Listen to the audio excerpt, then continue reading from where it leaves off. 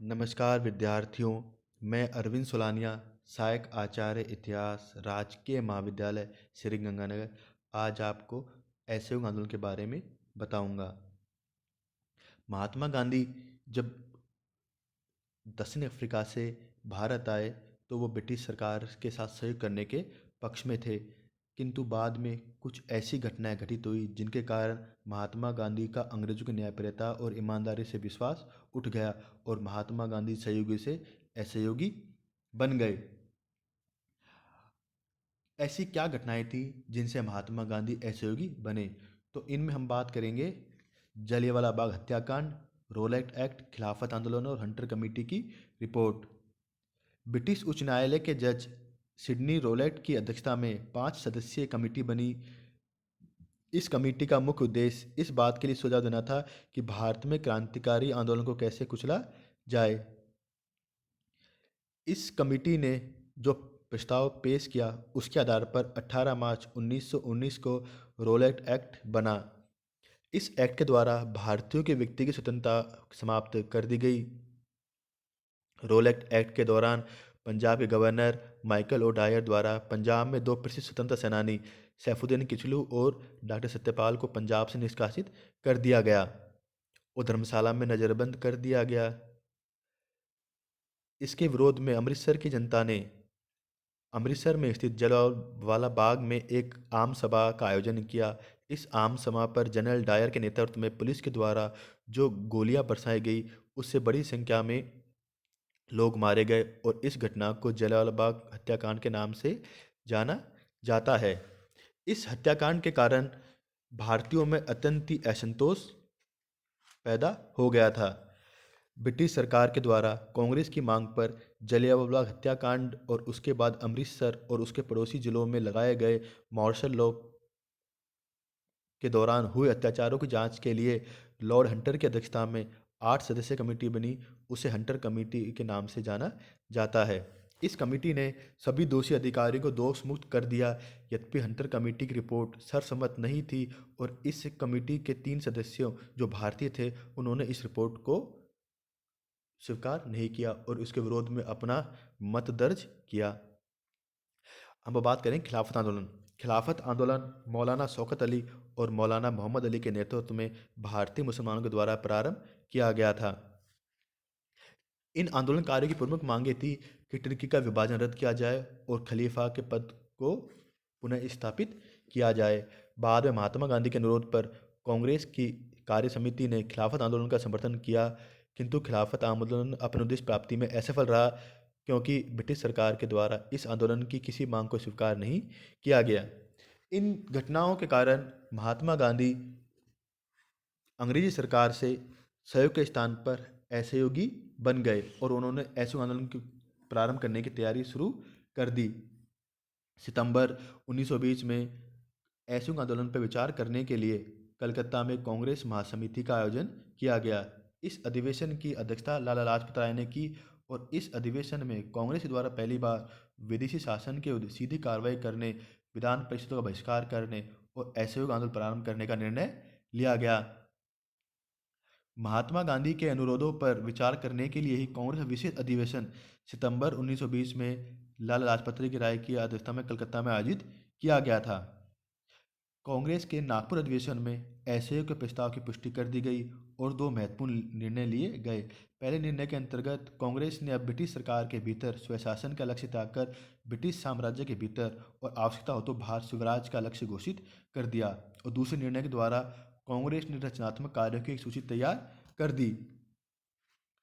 कांग्रेस के और महात्मा गांधी के असहयोग आंदोलन की प्रमुख कार्यक्रम थे कि सरकारी उपाधियों और अवैतनिक सरकारी पदों को छोड़ा जाए, सरकार के द्वारा आयोजित सरकारी और अर्ध सरकारी उत्सवों का बहिष्कार किया जाए, स्थानीय संस्थाओं की सरकारी सदस्यता से इस्तीफा दिया जाए, सरकारी स्कूल और कॉलेजों का बहिष्कार किया जाए, वकीलों के द्वारा न्यायालय का बहिष्कार किया जाए, आपसी विवाद पंचायत अदालतों के द्वारा ही निपटाया जाए, असैनिक श्रमिक और कर्मचारी वर्ग मेसोपोटामिया में जाकर नौकरी करने से इनकार करें और विदेशी सामान का पूर्णतः बहिष्कार किया जाए। इन कार्यों के अतिरिक्त असहयोग आंदोलन के लिए महात्मा गांधी के द्वारा रचनात्मक कार्यों पर भी बल दिया गया, जिनमें प्रमुख है शराब का बहिष्कार, हिंदू मुस्लिम एकता पर बल देना, अहिंसा पर बल देना, छुआछूत से परहेज, स्वदेशी वस्तुओं का प्रयोग, हाथ से कते हुए बुने खादी का प्रयोग, कांग्रेस के झंडे के नीचे समस्त राष्ट्र को एकीकृत करना और कड़े कानूनों का सविनय अवज्ञा करने देना। गांधी जी ने आश्वासन दिया कि ऐसे के तरीकों को अपनाते हुए यदि इन कार्यक्रमों पर पूरी तरह अमल हो तो 1 वर्ष के भीतर हमें आज़ादी प्राप्त हो सकती है। अब हम बात करेंगे कि असहयोग आंदोलन का प्रारंभ किस प्रकार हुआ। असहयोग आंदोलन का नेतृत्व स्वयं महात्मा गांधी ने संभाला। उन्होंने केसर हिंद की उपाधि जो ब्रिटिश सरकार के द्वारा दी गई थी उसे वापस लौटा दी। उनकी देखा देख अनेक व्यक्तियों ने भी आंदोलन में शामिल होना प्रारंभ कर दिया। मोतीलाल नेहरू, चित्तरंजन दास, राजेंद्र प्रसाद जैसे प्रसिद्ध वकीलों ने वकालत छोड़ दी।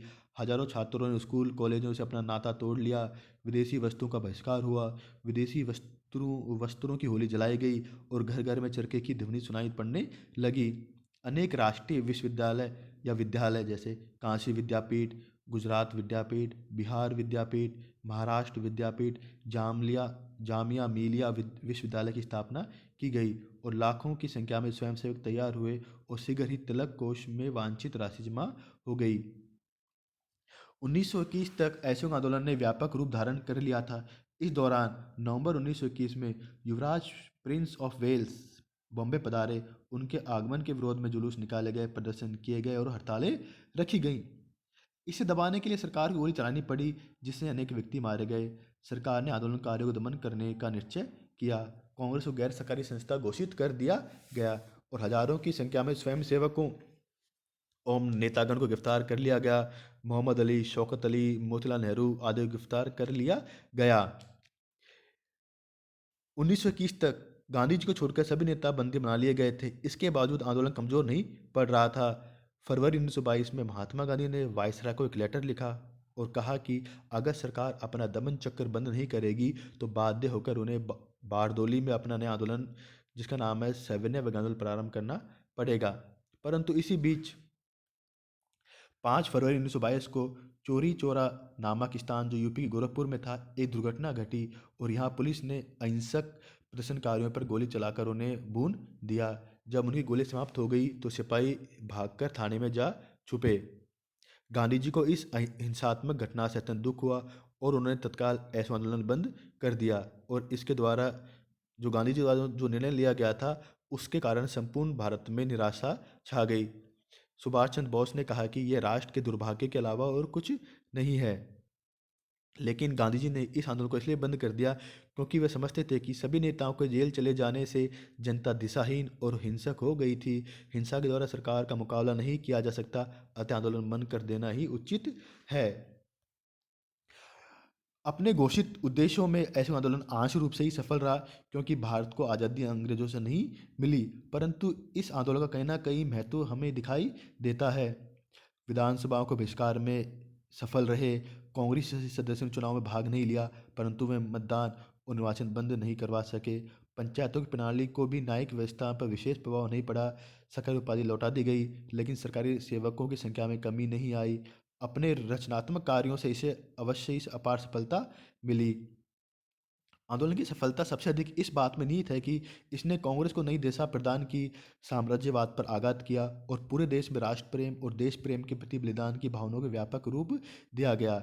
इसके बावजूद आंदोलन के स्थगन ने गांधी की लोकप्रियता घटा दी। इस प्रकार गांधी का राजनीतिक निर्वासन हो गया और शीघ्र ही 10 मार्च 1922 में महात्मा गांधी को गिरफ्तार कर लिया गया और 6 वर्ष की उन्हें जेल हो गई। इस प्रकार हम देखते हैं कि कहीं ना कहीं इस आंदोलन का महत्व था क्योंकि इस आंदोलन के कारण महात्मा गांधी ने राष्ट्रीय आंदोलन को मध्यम वर्ग से निकाल कर जन आंदोलन बना दिया और भारतीयों को दिखाया कि भारतीय भी बिना हिंसा के अंग्रेजों का मुकाबला कर सकते हैं। और रचनात्मक कार्य को तो बहुत ही सफलता मिली। हिंदू मुस्लिम एकता को बढ़ावा मिला। अछूत अछूत जोपन है उस पर कमी आई और इसके अलावा चरखे का प्रयोग करने के कारण स्वदेशी वस्तु की मांग बढ़ी।